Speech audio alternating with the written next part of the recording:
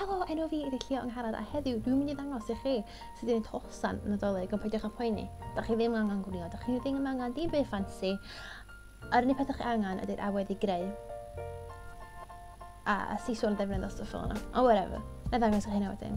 Mae gwych chi'n neud yr hosan yma. Dwi wedi gwneud un bach achos o'n i mond angen dod digon o cuddio chocolates.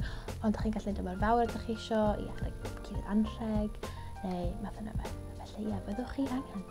Pishin o bapur sgrap, beiro neu pensel, siswm papur, siswm defnydd, dim ots os gennych chi ddim chwaith, rhywbeth i bwyso'r papur lawr, defnydd, hemming tip, a heas mwddio. Efo papur sgrap, gwnewch llun hosan, diolch yn gorfod yn berffaith, a'i dorri fe allan.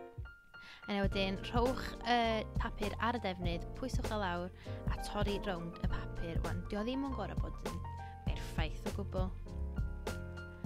A wedyn, da chi angen cael y defnydd arall. Dwi di eisiau dau gwahanol, gewch chi eisiau'r un os da chi eisiau. Rhowch papur y ffordd arall wedyn ar ail pishin y ddefnydd. A'i dorri fe allan. Rhowch yr ddau ddefnydd yn gwynebu ei gilydd. Efo'r hemming tip, da chi'n mynd i fynd rownd yr ymylon yma, ond dim yr un top efo yma. Da chi'n gadael hwnna'n gorad.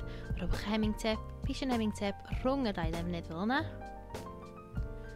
Chydig bach o res yna fo.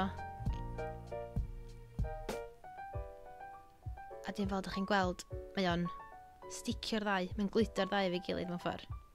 Gwneud holl ffordd rownd, ond dim y top. Da chi'n cadael y top. Wedi cael lle i reid sweets i fewn, neu bynnag ydych chi eisiau. Yna wedyn trowch yr hosan y ffordd iawn, byddwch chi'n pwyso fo, mae'n siŵr ydyn dwi wedi troi y top i lawr wedyn. A pwyso fan i le. Os da chi eisiau, fyddwch chi reid ribban neu pishin o eda, gwlan. Clymu fo mwyn neu lle i hongian o hosan. Llenwch o efo be bynnag ydych chi eisiau.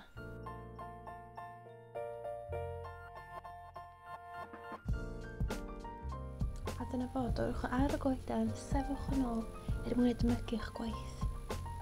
Lyfli. Dyna fo, os da chi'n gwneud un, cofiwch rhan yn llun, achos ni wrth y modd gweld, a waw, mae'n bwrw eira. Di bwrw eira fewn, tas gilydd golygu gwych gan fi. Dwi'n mwyn gwybod, waw, yn dolyg llawen. Tyna.